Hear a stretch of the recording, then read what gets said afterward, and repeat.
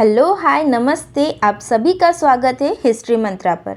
हमारे इस नए नवेले चैनल के वीडियोस आपको अच्छे लगते हैं तो प्लीज़ लाइक शेयर और सब्सक्राइब ज़रूर करें ताकि और लोग भी हमारे जीके के इस सफ़र में शामिल हो सके।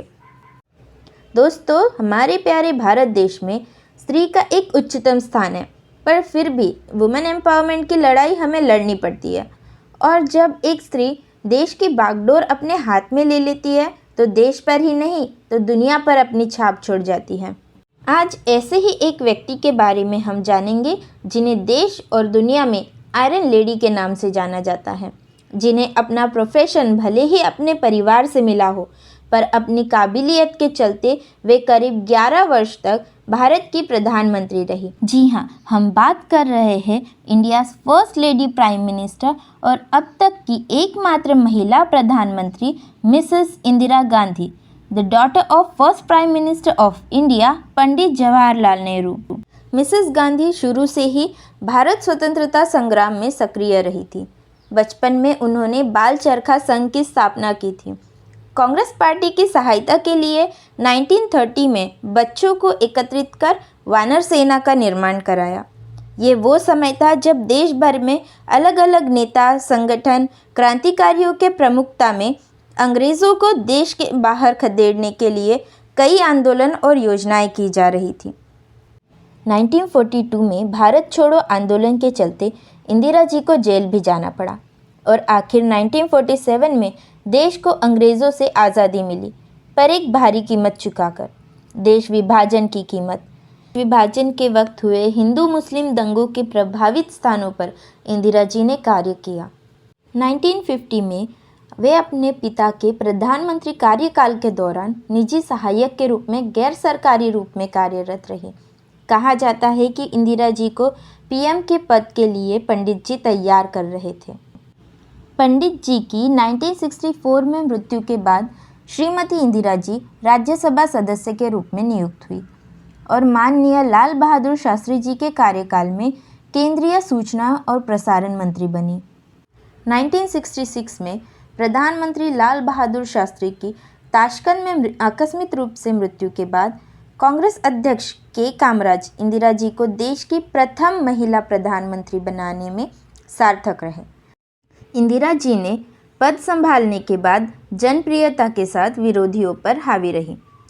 उन्होंने सर्वप्रथम कृषि उत्पादनों को बढ़ावा दिया ताकि भारत, जो उस वक्त 80% कृषि पर निर्भर था, उन किसानों को ज़्यादा उत्पादन के साथ ज़्यादा मुनाफा भी हो।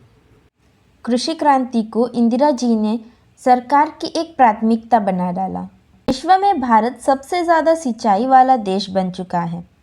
80 के दशक तक कृषि क्रांति से भारत ने न केवल आत्मनिर्भर हुआ बल्कि अनाज का निर्यात भी करने लगा। इंदिरा जी के काल में 10.80 करोड़ टन अन्न उत्पादन के साथ भारत ने एक नया रिकॉर्ड बनाया तथा विदेशों से अन्न मांगना बंद कर दिया। 1969 में इंदिरा जी के काल में ही बैंकों का राष्ट्रीयकरण किया गया।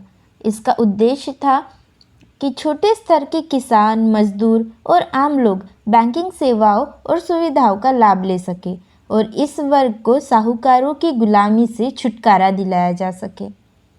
1971 के भारत पाक युद्ध में इंदिरा जी के प्रयासों से सोवियत संघ भारत के साथ मित्रता और आपसी सहयोग की संधि पर हस्ताक्षर कर चुका था, जिसके कारण युद्ध में भारत को राजनीतिक और सैन्य समर्थन मिला। परिणाम स्वरूप भारत को भारत पाक युद्ध में विजय प्राप्त हुई, परंतु भारत आर्थिक हानि से न बच सका। बांग्लादेशी शरणार्थियों के आगमन से स्थिति और बिगड़ी और इंदिरा जी को आपातकाल घोषित करना पड़ा। इसके उपरांत 1971 के लोकसभा चुनाव में गरीबी हटाओ के नारे के साथ इंदिरा जी विजयी हुई। साथ ही साथ 1967 से 1977 तक इंदिरा जी परमाणु ऊर्जा मंत्री भी रही। 1967 से 1969 तक विदेश मंत्रालय का अतिरिक्त भार भी संभाला। 1970 से 73 तक गृह मंत्रालय, 72 से 77 तक अंतरिक्ष मामले मंत्रालय का प्रभार संभाला। 1980 योजना आयोग की अध्यक्ष वे बनी, जिसकी जगह आज नीति आयोग ने ले ली है। 18 मई 1974 को भारत ने पोखरण में परमाणु परीक्षण कर विश्व में न्यूक्लियर शक्ति वाले शक्तिशाली देशों में अपना नाम दर्ज करवाया। इस ऑपरेशन का नाम स्माइलिंग बुद्धा था। भारत का बजट संसद में पेश करने वाली वे पहली महिला बनी। 1969 में अपनी ही सरकार के उप प्रधानमंत्री और वित्त मंत्री मोरारजी देसाई से उन्होंने प्रभार वापस ले लिया और प्रधानमंत्री रहते हुए उन्होंने संसद में बजट पेश किया। आज़ादी के बाद भारत में विलय होने वाले राज परिवारों को एक निश्चित रकम दी जाती थी, जिसे प्रीवी पर्स कहा जाता था। इंदिरा गांधी ने 1971 में इस प्रथा को खत्म कर दिया, यह कहकर कि यह एक सरकारी कोष की बर्बादी है। श्रीमती गांधी की उपलब्धियों पर नज़र डाली जाए तो 1972 में भारत रत्न से सम्मानित हुई। 1972 में ही बांग्लादेश की स्वतंत्रता के लिए मैक्सिकन अकेडमी पुरस्कार मिला। 1976 में साहित्य वाचस्पति हिंदी पुरस्कार मिला। 1953 में मदर पुरस्कार यूएसए की तरफ से मिला। कूटनीति में उत्कृष्ट कार्य के लिए इज़ाबेला डीएस्टे पुरस्कार इटली की ओर से मिला। येल विश्वविद्यालय ने हॉलैंड मेमोरियल पुरस्कार से सम्मानित किया। भारत के सबसे शक्तिशाली पद पर बैठने वाली एकमात्र महिला भारत रत्न श्रीमती इंदिरा गांधी जी के व्यक्तित्व से हमें सीख मिलती है। इंदिरा जी के ऐतिहासिक कार्यकाल के दौरान एक समय ऐसा भी था जब Indira is India, India is Indira का नारा देश भर में गूंजने लगा था। गरीबी मुक्त भारत इंदिरा जी का सपना था और उन्होंने इसके लिए अथांग प्रयास किए हैं। ऐसे प्रभावी व्यक्तित्व वाली भारत की सबसे शक्तिशाली महिला को हम धन्यवाद करते हैं कि उन्होंने बंटवारे के बाद पंख खो चुकी सोने की चिड़िया को आत्मनिर्भर होना सिखाया और विकास की ओर बढ़ने की राह दी।